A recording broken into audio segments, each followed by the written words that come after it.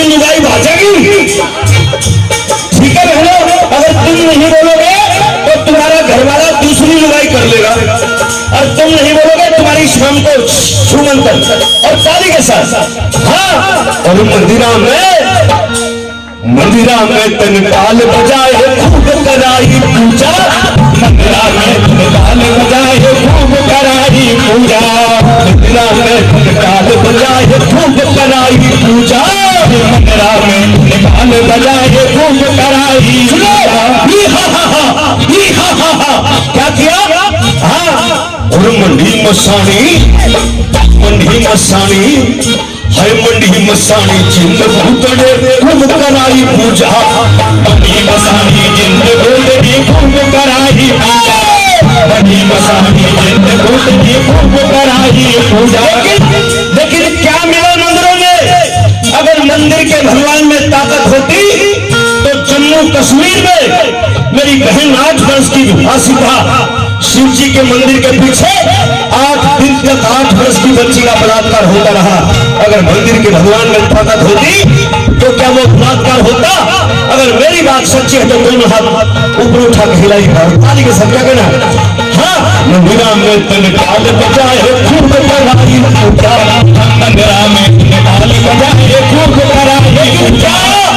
लेकिन क्या हाथ लगा? मंदिरों में क्या मिला तुम्हें? आया बाबा जी का धन्य तेरे हाथ, मंदिरा में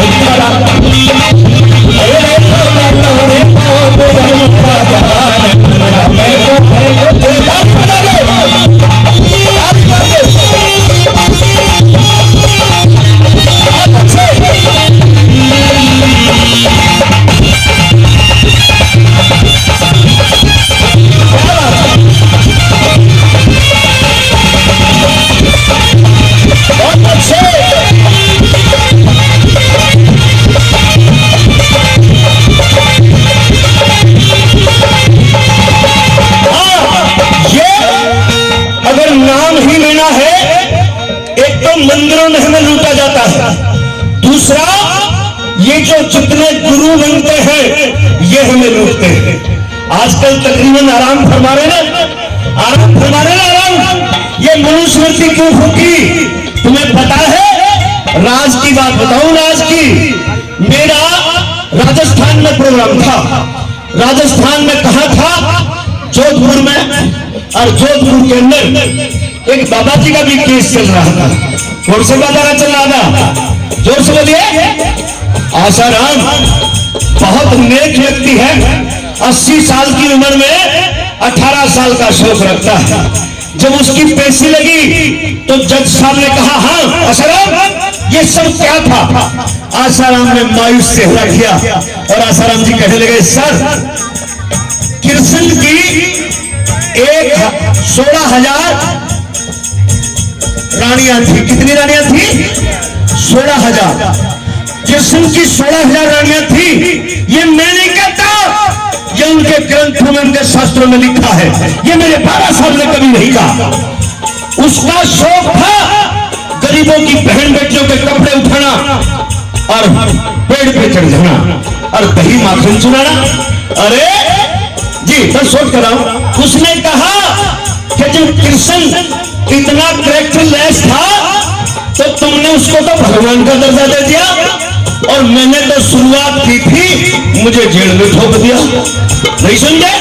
तो जज साहब ने कहा तुम्हें खुशी होगी, वो जज कोई और नहीं था, वो बाबा साहब अम्बेडकर के समाज से और हमारे समाज से था। उस जज के लिए ताली बजाने का काम करे।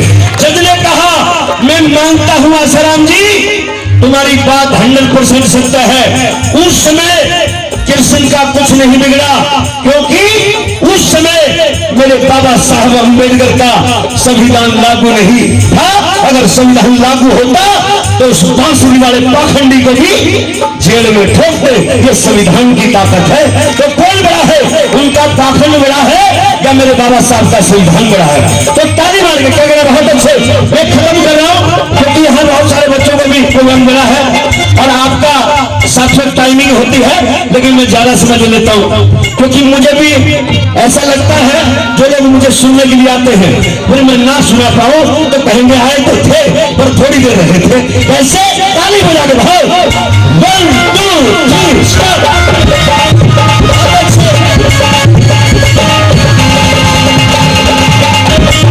बहुत अच्छे।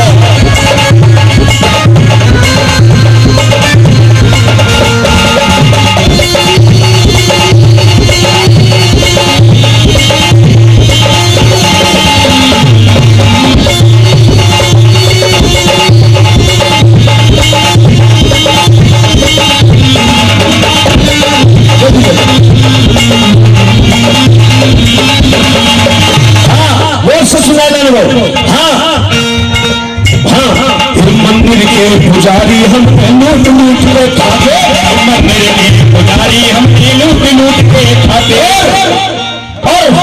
और डेरा में जाके हम अपनी इज्जत तक लुटाते, डेरा में जाके हम अपनी इज्जत तक लुटाते। और राम रहीम फलहारी बाबा दाती राधा माते, राम रहीम फलहारी बाबा दाती राधा माते। जीसा लेके आसाना मंदिरा में थरा देवी में ये बोले लो रे भीम गाना, मंदिरा में गाना कोई नहीं, ये बोले लो रे भीम गाना, मंदिरा में गाना कोई नहीं, ये बोले लो रे भीम गाना, मंदिरा में गाना कोई नहीं। और सुनो गौर से ये लाइन अंतिम लाइन, मंजित मेहरा समझावे पड़े भारत का संविधान, मंजित मेहरा समझावे पड़े भारत का संविधान। किस किसके घर में संविधान है? संविधान जिसके घर में नहीं है, संविधान अवश्य खरीदे, क्योंकि सबसे बड़ा ग्रंथ हमारा अगर कोई है तो भारतीय संविधान है।